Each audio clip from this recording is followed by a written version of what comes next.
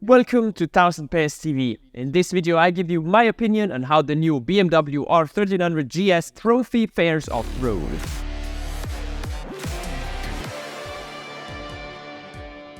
In the previous video I told you all about how the 1300 GS rides on the road. I had some very good times here in southern Spain, and now I was given the chance to try the new GS Trophy off-road as well. Some colleagues, intimidated by the gravel, have already left. I, on the other hand, had the pleasure of enjoying this bike off-road. I am a great fan of riding the GS off-road, having already experienced it with the 1200 and 1250 as well as the Adventure, so I guarantee a thorough analysis. The first big surprise, when you get on this version of the bike, is that the differences between the individual models are greater than ever.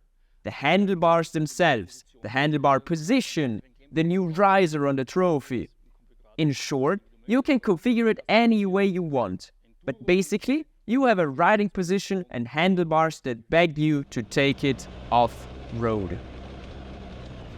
The sport suspension is good. It increases the height of the bike by 20 millimeters and hardens it a bit. And then look at the lines with this really great, gorgeous rally seat.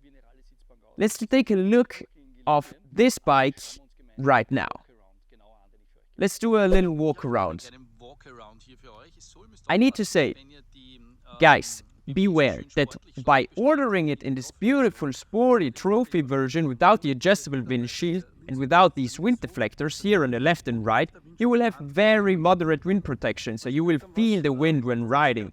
BMW has designed the bike in such a way that you have two aerodynamic elements. This line here and the windshield. This provides a stable airflow that is not at all unpleasant, but you will not be completely sheltered from the wind behind the windshield. On the other hand, if you want maximum protection from the wind, then you have to add the deflectors. But even with them on the bike, you still have a split, a hole. So you will never be 100% protected from the wind, and even less so when opting for the compact windshield. Let's also talk about the seat. I really like it aesthetically. We have this rally optic with the 2 centimeter higher seat, which maintains the passenger seat as well. The lines are very, very nice and give me the impression that this really is rather a rally bike, while still offering the possibility to ride one up. Really, I'd say these aesthetics are rather enduro and rally oriented. And it also somehow reminds me of the legendary HP2. However, I have to say, standing on the foot pegs, you notice the width of the bike, which is pretty usual for bikes in this category though. And then there is the boxer engine, which is rather annoying when taking it off-road. Moving to the rear, the bike becomes wider. Overall, it looks like a more dynamic and sporty bike, but in terms of freedom of movement, it is simply better than the old one. However, it is still an adventure bike, no dirt bike, so do consider that. Also, don't think that looks-wise you will have a bike, an extreme rally bike. Even if it is reminiscent of an enduro bike, it's still not a hardcore rally bike, obviously. Then I also tried the phone rest that protects the phone from dust and dirt. But the phone still moves around inside the compartment because of its size. So if that bothers you, you got to MacGyver something to fix that. When going off-road, setting up the electronic assistance is always important. And they have managed to handle it very well. But it is not perfect, as it never is. Going from road to off-road, you have to change to the Enduro Pro mode. But then, you still have to turn off the traction control. Either you do it by clicking the menu command, or by setting it on the multi-switch. If you plan on staying off-road all day, it's not a big deal, but those who do on and off-road have to change settings continuously, and that is pretty tedious in my opinion. I also think that BMW does this for safety reasons, so that people don't have 145 horsepower under their seat without any assistance at all. At the same time, however, changing from Enduro Pro mode to Road mode, you think you're good to go. But no, beware, the traction control stays off. Though I have to admit, no single manufacturer offers perfect solutions with a single control to rule them all. Then, thanks to the sport suspension, I have managed to harden the suspension. The riding position is very nice on this bike. And we got these off-road foot pegs in this version with the adjustable enduro brake pedal. I felt pretty good in the seat with my height. I had no problems at all. From the beginning, I had traction and I felt confident. I'm not a scientist, but I can say that this bike is much better suited for off-road use. I don't know what it's due to, but you can get a lot of traction while also having a very good feeling of how much traction you have. They've worked it out very well. For those of you who like the 1250, and it will be a big challenge, but don't be discouraged, but it has to be said that the new GS is much lighter and more agile, even at low speeds. You can feel the ground underneath, and not everybody likes this feedback. The old one gave less feedback, having a softer suspension, but you never felt what the front does. I was delighted to be able to pick lines much more easily. You never feel like a passenger on this bike, but really rather like the rider, very active, and I really like that. Those who like the 1250, however, might dislike exactly that feeling. I have to be honest, I am not entirely convinced by this suspension. BMW, but also all of you, we have high expectations for this bike. And if I had to score it, I would give it probably 92.5 out of 100. However, BMW does not offer the customer a fully customizable package, and the components lack a bit of brilliance. It doesn't matter the settings, you just aren't able to set the bike up in such a way that it absorbs uneven surfaces perfectly. And also you're missing this feeling of almost flying over the ground. On the other hand, when riding very fast, you never have a suspension that is hard enough to provide maximum stability. Nevertheless, I think it was the right choice by BMW. 90 to 95% of all riders simply ride it in road mode on the road and will be super satisfied, and those who take it off-road will use the Enduro Pro mode and will just be fine. So basically forget what I said. You can adjust the suspension. I have tried it at both super soft and very hard, but I have to say that I didn't feel as much difference as I'd have liked. In a 3,000 euro mechanical suspension, for example, you can really feel the difference between the individual settings, and that very intensely. Here, on the other hand, you can never have an extreme suspension setup, and I do love me an extremely soft suspension to stay off-road for like 12 hours. Others prefer an extremely hard suspension setup to do big jumps. In the end, though, I realized that for 90 to 95% of all riders, it matters very little, so do forget my criticism. Let's talk about other important little things to mention.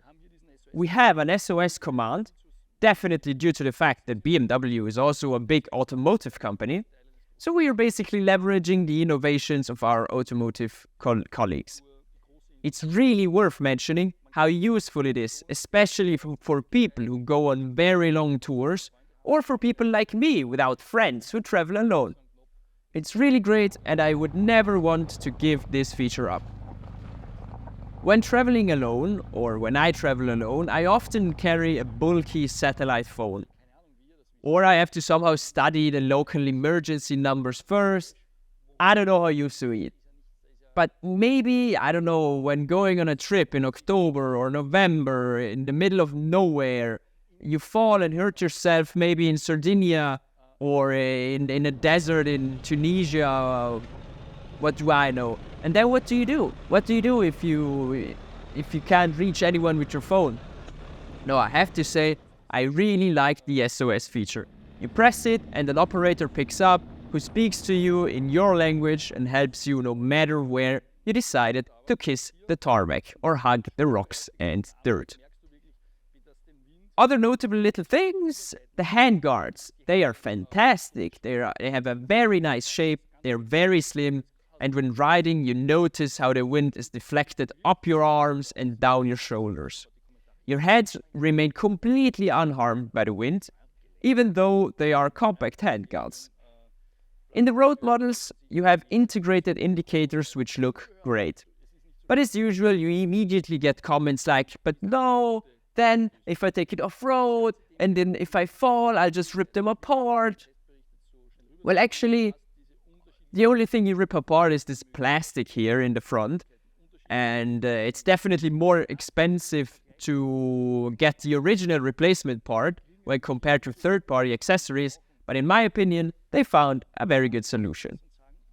Ergonomics are always a difficult thing to speak about when it comes to the new GS, as you have a lot of possibilities to customize the foot pegs, the seats, the handlebars, so it is very, very difficult for us to make comparisons. In these presentations, we never get the bike the way we want it, and so we complain about the foot pegs here or the handlebars there, and so on and so on. You, on the other hand, can configure it as you want, and that surely leads to a higher degree of satisfaction. Let's turn to the windshield. Alright, so you have several windshield options, among others the electronically adjustable one. The aerodynamic elements of the bike are two. You have the windshield and then the beak. BMW designed them in such a way, and this I think they did deliberately, so that the rider still feels that he is still riding a motorcycle and still being exposed to the wind. And this is the case even if you opt for the deflectors. You have stability in the rear, but you're never disconnected from the wind. And I really think that was a deliberate choice on BMW's part. On the other hand, those who prefer tall, large windshields like on the Africa Twin Adventure Sports, Kawasaki Versys, which completely isolate you from the wind, will be a little disappointed with the GS. However, overall, the aerodynamic package is very good. Let's talk about the off-road use. What is it like to ride this bike off-road?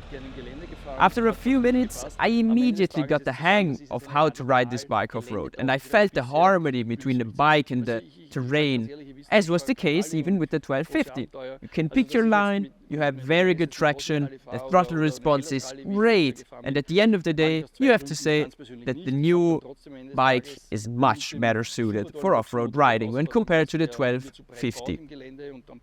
I never do rallies or other adventures like that, and I wouldn't personally go on the Bosnia rally or a Helles rally, for example, with the GS for two reasons. The engine, which is too protruding and annoying, and then the cardan shaft, which is bulkier than a traditional setup. Those are the concept-owed disadvantages of the GS, boxer and cardan. Otherwise, everything is good. The engine off-road, on the other hand, how does it behave? Many people say, well, it has more power and more torque, right? But actually the throttle response of the GS has improved a lot. You don't have that aggressive, nervous response in tight turns anymore. So it is easier to use this bike off-road than the old model, which is certainly an important element for many of you. The differences in power and torque will no longer concern you once you get going. So I'd recommend this bike to probably everyone who goes off-road, but obviously I don't want to tell you what you got to do. Maybe there are those of you who say, oh no, but actually the old one is better off-road because of its trellis frame. I wouldn't be able to say that, but according to BMW, this new frame is at least as strong as the old one. From an aesthetic point of view, this bike is way cleaner, and in the off-road versions, you don't get the very annoying central kickstand where you continuously hit your heel, and you don't have any irritating elements to get tangled up in. You have very good mobility in the seat overall. You really feel like the rider in the seat. But I have to say, you have way less bike in front of you. As far as off-road use is concerned, it is more encouraging in comparison with the old one. On the other hand, those of you who want to spend 25,000 euros and have many visual elements in front of you, then you probably might want to opt for the old model. The new GS is way smaller and more compact, frankly less chubby and more agile. This GS, actually, from the looks and the way it behaves, reminds me of the super legendary HP2 Enduro. However, I know, HP2 riders, please don't stone me. I know you own this legend of a bike, and the new GS will probably never be as great as your legend. Alright, no offense. But in my opinion, it is fair to mention it in a comparison video with the new GS. Now, I hope I didn't cause any heart attacks in this closing sentence of the video. I really thank you for watching, everyone. And I would be even happier if you liked this video, as it makes my tiny little ego grow very big. Thank you for everything, and see you next time. Cheers!